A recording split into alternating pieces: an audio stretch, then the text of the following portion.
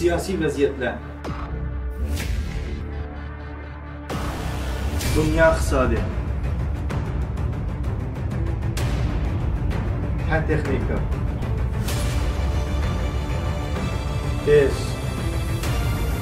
Sultan ekranında. Assalamu alaikum aziz vatandaşlar, suyumlu qarindoshlar. Bugün sizlar bilan güzel bir nasihat birga bo'lamiz. Allah'ın rahmeti bütün Müslümanlarga, müminlerge bo'lsin, hem Uyg'ur xalqiga bo'lsin qarindoshlar. Bu nasihatimiz nima deganda, hasadxo'rlik haqiqatan ig'ir gunoh degan mushu temada bo'lamiz qarindoshlar. Hasadxo'rlik haqiqatan nihoyat ig'ir gunoh qarindoshlar. Hem zini nihayeti ig'ir bu gunohniki. Nimişke deganda Peygamber Aleyhisselam şunda degen. Sizlar hasad qilmanglar. Hasad qilsanglar, hasad sizlarning yaxshi amallaringlarni quruq o'tinni kuydirib tugatgandek, hasad sizlarning yaxshi amallaringlarni ana ashundoq kuydirib tugatadi degan qarindoshlar. Shuning uchun bu hasaddan biz nihoyat qattiq saqlanishimiz kerak. Ameliyatda bu hasad bizden içimizde yok mu deganda bor qarindoshlar. Bu her xil şekillerde, her xil fasonlarda ifodalanib chiqyotidi. Belki bu hasad o'tiga kirib qolgan ba'zi qarindoshlarimiz bilib yoki bilmay va yoki buning unchalik ig'ir gunoh ekanligini bilmay, o'ziga unchalik cho'ng ziyon keltirganligini bilmay qilishi mumkin shu qarindoshlar. Şunun için biz mümin, biz Müslüman bo'lgandan bir-birimizga nasihat qilish, bir-birimizni yetaklash her birimizning burchi qarindoshlar. Shuning uchun bu nasihatni qarindoshlar bilan o'rtoqlashyapmiz. Bizniki hozir shu inqilob jarayonida ifodalanayotgan bu hasadniki alomatlari nima deganda, ba'zi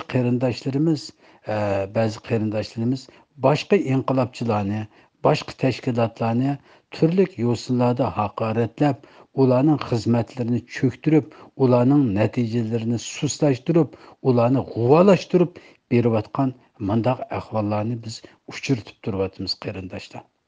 Endi insonlarda xatolik bo'lmaydi emas, bo'ladi qarindoshlar.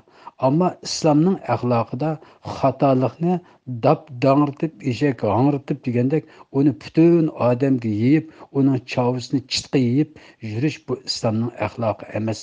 Agar shu odamlarda, shu tashkilotlarda xatolik bo'lsa, qarindoshlar, uni ayrim so'rinlarda, ayrim yo'l bilan shularga uqtirsak, bo'ladi qarindoshlar. Ama lekin etqan vaqtida o'zimizni ko'tirish uchun, o'zimizning tashkilotning o'rnini yuqori ko'tirish uchun biz boshqa tashkilotlarni, boshqa inqilobchilarni har xil shakllar bilan ularning xizmatlarini cho'ktirsak, ularning natijalarini yo'q chiqarsak, ularni e'tiborga olmasak, bu yerda deganda bu hasadxo'rlikniki mana shunday bir xil shaklda ifodalanishi bo'lib qoladi qarindoshlar.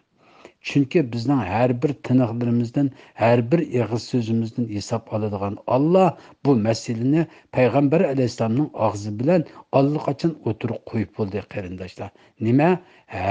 Hasad o'tga o'xshaydi.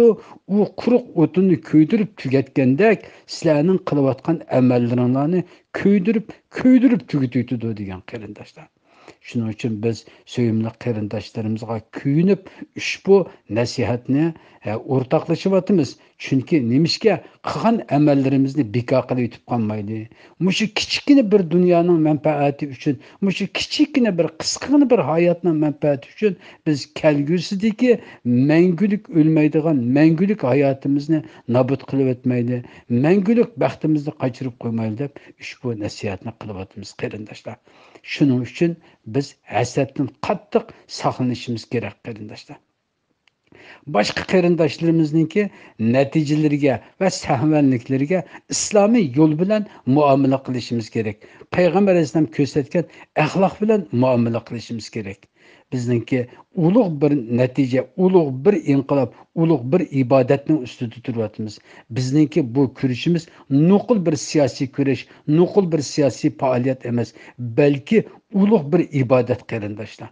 Bu ibadetin üstündeki her bir inqilobchi bizden qarindoshlar. Shuning uchun biz bularga nisbatan hasadxo'rlik qilib, ularningki emgeklerini çöktürdigan, ularning natijasini g'uvalashtiradigan, boshqalarni o'zimizga tortimiz deb ularni g'uvalashtiradigan mandaq qiliq harakatlarda bo'lib qolib qolsak, Alloh taolo bizdan rozi bo'lmaydi. Ham o'zimizning qilgan dunyodagi yaxshi amallarimizni o'zimiz kuydirib qolamiz qarindoshlar. Alloh taolo hammamizni to'g'riliqning ustida qilsin. Hasad o'tlaridan hammamizni Alloh o'z panohida saqlasin. Xayr, assalomu alaykum va rahmatulloh.